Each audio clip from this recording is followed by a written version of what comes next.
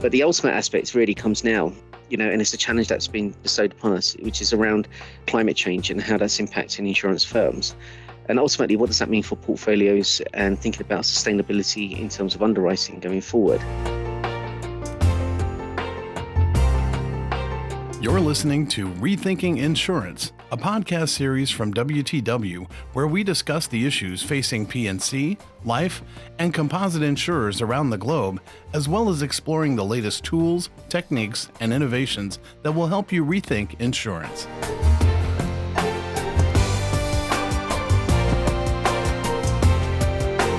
Hello and welcome to Rethinking Insurance. I'm your host, Sina Thieme, and today I'm delighted to be joined by my guest, David Singh. Welcome, David. Hi, Sina. Really excited to be here, and thanks for having me. So today's discussion is one of our ESG specials, and the key theme of the specials is how insurers as key asset owners and as key risk takers and risk managers can and have to play a vital role in moving to a more sustainable future. Right. So key questions for us in WTW are how insurers can design a top-level ESG strategy and how that can be embedded into functional strategies and then translated into a more specific ESG program. We're working on how insurers can incorporate ESG factors into their strategies and target portfolios, both on the underwriting side and the investment side. We're looking at how insurers can identify growth opportunities that are arising from the transition to a low-carbon economy. We're looking at how insurers can identify climate change-related risks, assess their materiality, assess their potential impact for different time horizons, adjust modeling approaches, assumptions, parameters where required, and also include climate change-related risks and just wider risk monitoring and risk management frameworks. David, you're the head of climate analytics and exposure management for WTW's insurance consulting and technology business, basically assisting insurers and reinsurers in managing property and non-property exposures and financial risks from climate change. Prior to WTW, you served as the group head of exposure and portfolio management at global insurer MS Emlyn, and prior to that, you were at Lloyd's of London.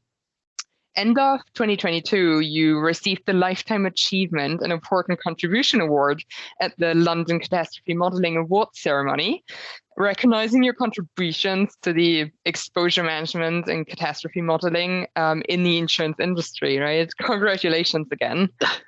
Thanks very much, Sina. So there's been a real push in the insurance industry and from related stakeholders, so regulators, cat modeling firms, climate scientists, consultants, investors, and insurance risks to better understand to which extent present-day climate conditions are reflected in cat models and current insurance and reinsurance premiums, and also how climate change can impact prices and risk profiles more medium term. And so, David, from your perspective, why has there been such a great emphasis on the topic in recent years? And why do you think it's important to really take a closer look at how models are capturing climate change? Yeah, from my perspective, just given that the fact I've been in the industry now for well over sort of 20 years, sort of managing catastrophe risks has really been, sort of a challenge that's been bestowed upon the insurance industry. And, we've been very well positioned to sort of manage these types of risks. Now, ultimately, when we look at sort of risks that are being posed, typically by sort of certain types of natural catastrophe perils to insurance firms, we've made a lot of progress in terms of how to manage and capture those, especially with the use of catastrophe models that we so widely use across the market. Now, it's not to say that catastrophe models have the answer, but it's almost they give a really good sort of guide and an opinion based on sort of projected sort of potential events that could happen and the likely damage that could come from it. But the ultimate aspect really comes now, and it's a challenge that's been bestowed upon us, which is around climate change and how that's impacting insurance firms. And ultimately, what does that mean for portfolios and thinking about sustainability in terms of underwriting going forward? Now, the key aspect is that we've made lots of changes in terms of how we capture and how we start to record sort of NatCat events, typically with the use of better data and more informative sort of insights around the actual events happening. But the underlying sort of key aspect to that is how does that impact the underwriting? What about the exposure management function and the capital, amongst other areas of sort of portfolio management? So when we talk about sort of climate change, we're talking about the sort of changes to obviously the climate and the temperature, but as a result of that, the global warming that is already quite evident and sort of shaking up our risk landscape. What we are seeing is that there's been warmer average temperatures. We've seen rising sea levels and the melting of ice caps, and we've seen longer and more frequent heat waves, as well as erratic rainfall patterns and more extreme weathers. So as a result of that, it's not just a case of now looking back into the past about some of the events that have occurred, but we now need to start thinking about the prediction aspects of the impact of warming temperatures on those insured losses over a portfolio. So we use CAT models to sort of construct and sensible pathways for temperatures and extreme event frequencies and severities. But our distributions at this moment in time are quite limited. And now it's a case of how do we then project those out and how do we alter those for near-term sort of climate trends as well as the long-term as well. But that said, we're not in an industry that shies away from uncertainty. We know that there's exposure continues to grow, and especially as people start to migrate to cities, and the changes in socio-demographics is having a big impact on this as well. At the same time, we also know that we see lots of billion-dollar weather losses that come through, lots of industry erosion in terms of earnings, but also at the same time, the transformation has to be quite clear and transparent by way of capturing complex environmental sort of issues and ensuring that our industry experts, the portfolio managers, the catastrophe modelers, the exposure managers, the underwriters, are effectively working together to understand how these extreme events are evolving. So as a result of that, we do get to see sort of better data now coming forward, and the link between scientific and academia has been stronger than ever, and it's something that we must really promote in our industry as well at the same time. Just sort of finish off that last point around and sort of uncertainty. Whilst we look at new types of methods and solutions to measure and assess the uncertainty associated with sort of climate change, we've got to keep thinking about our capabilities and thinking about the gaps around our knowledge, as well as thinking about sort of future climate-related losses that could occur. So as a result of that, we know that the regulators themselves are really looking into sort of forming judgments on whether sort of uncertainty or quantification of risk is possible, and ultimately against what time horizons and what kind of impact this is going to have on portfolios that we are considering, writing for the following year and beyond. So are there any specific regions or perils that are of particular concern? Yeah, good question. We do see a lot of sort of impacts as a result of sort of climate change and those rising sea levels, as we mentioned beforehand. The CAT models themselves are typically used to construct sensible pathways, between different factors and different characteristics of events.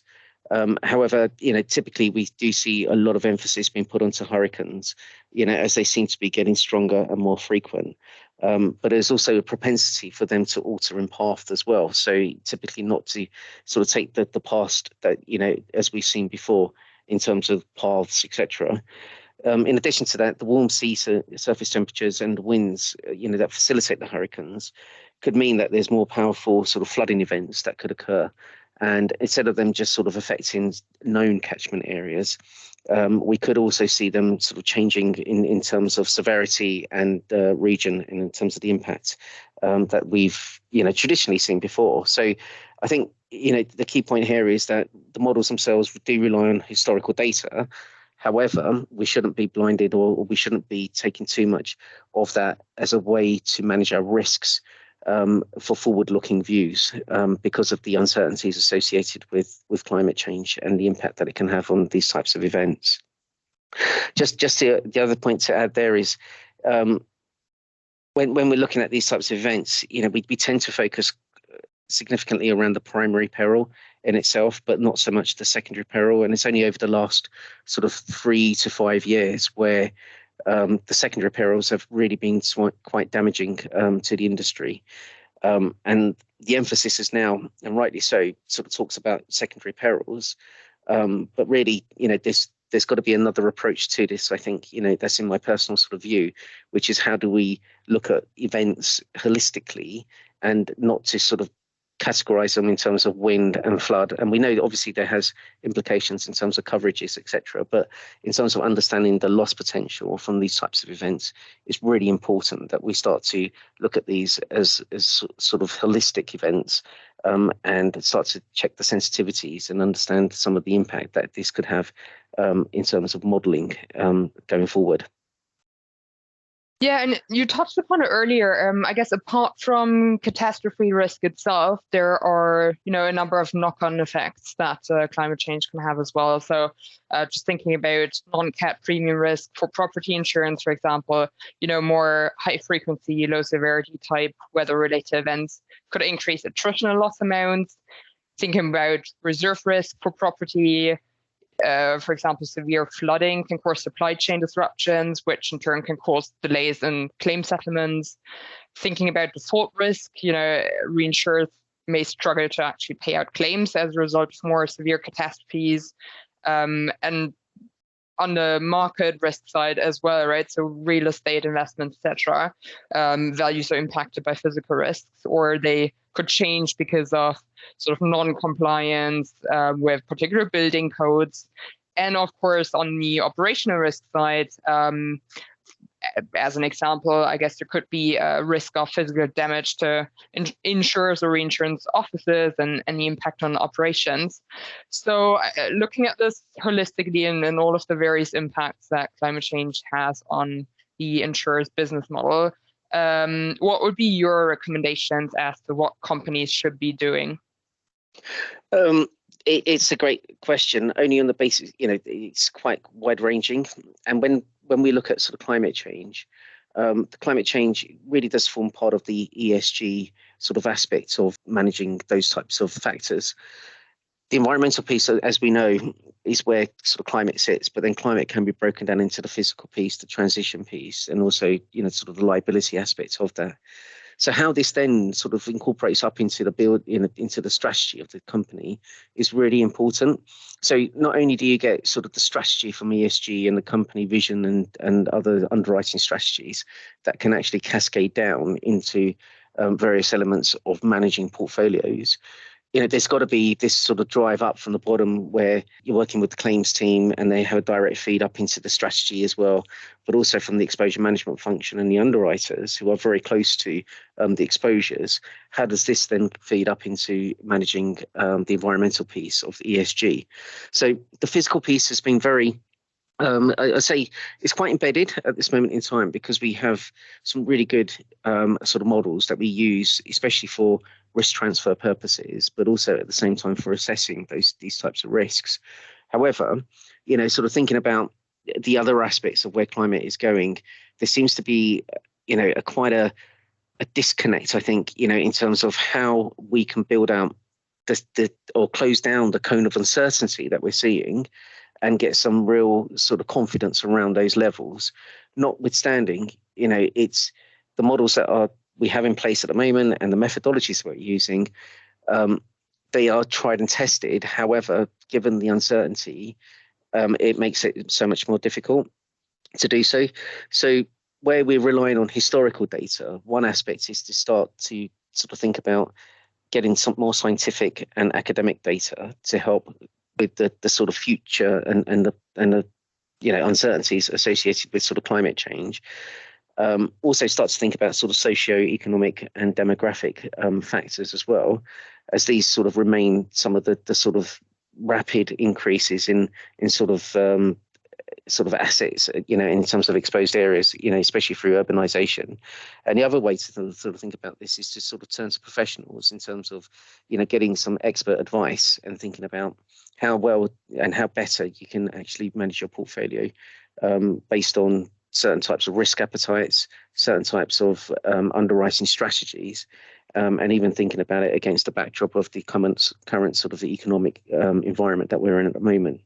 So taking that forward-looking view is going to be important, but also at the same time, one key thing is to use different types of tools. So we do have obviously catastrophe models, as I mentioned, but taking an approach around stress and scenario testing or counterfactual what-if type analysis is also been really key for some of those who have been much more advanced in thinking about climate modelling.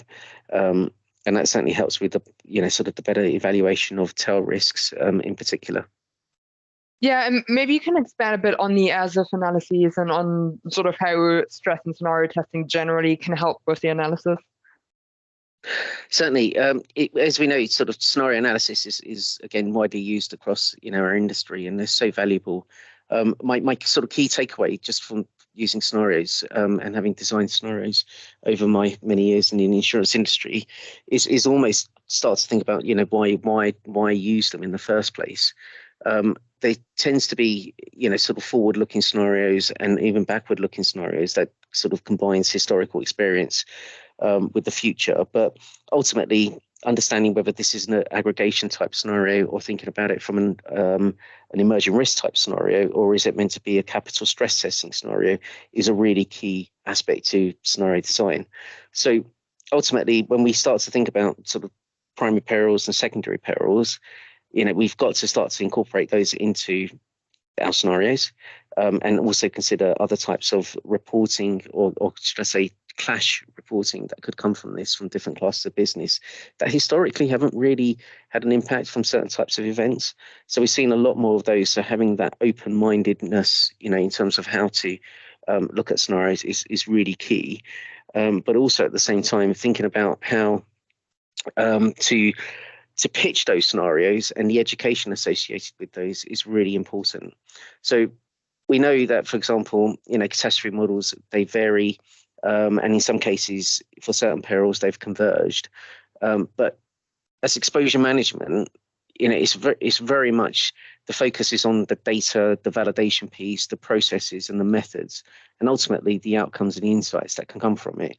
So really, validation is going to be key, and stress and scenario testing can really help with that aspect of thinking about the models and thinking about the future, and ultimately using what-if sensitivity type analysis, especially with regards to things like falsification, where it's challenging your own sort of view of risk with sort of events that have happened. Is going to be key going forward. And I think that just shows a really good sort of governance process and touches upon the G piece of the ESG ultimately as well going forward. So when I often speak about sort of stress and scenario testing, I almost think about it, like I said, what is it there for? How should people use it? But also at the same time, are there sort of uncertainties associated with those as well? So it's really important, that you identify the uncertainties associated with stress and scenario testing. But ultimately, by bringing in sensitivities, you can really explore a range of plausible futures, but without the requirement to actually forecast properly, and it makes it much more easier. So with the focus on SSTs is about the learning of the peril, or in this instance about climate change, it certainly helps with the awareness and developing out the assessment of plausible outcomes. Now, and sorry to take too much time on this, but it's really important that there's two types of different scenarios that we can approach these with. When we look at climate change, we have exploratory, which really asks about the what if and the sensitivity analysis, it's back to your question. And that really sort of helps to create a sort of a future memory aspect of what it is that is being considered. So the exploratory sort of approach explores a wide range of contrasting, range of plausible futures as a function of diverging assumptions, right? And the point of that is to widen the scope of options considered by the users and stimulate sort of the imagination and the creative thinking about the future. As well as the exploratory scenarios, you can have a normative type approach, which then uses scenarios that are basically formulated on the technical quantitative aspects, so that paths to desirable or undesirable futures can be analysed. And to utilize such a scenario for decision making and more narrowly defined set of criteria, the objectives must be really explicitly defined, and then you work backwards from there. So that's a sort of key aspect of how you could use what ifs. Thanks, David. So what are the key points that you think people should take away from our discussion? There's so many, but really the key point I would say is, as an industry, this is an industry problem. This is not so much and a global problem as well. So, we've got to work together. If that's one of the takeaways I would definitely recommend is the collaboration piece.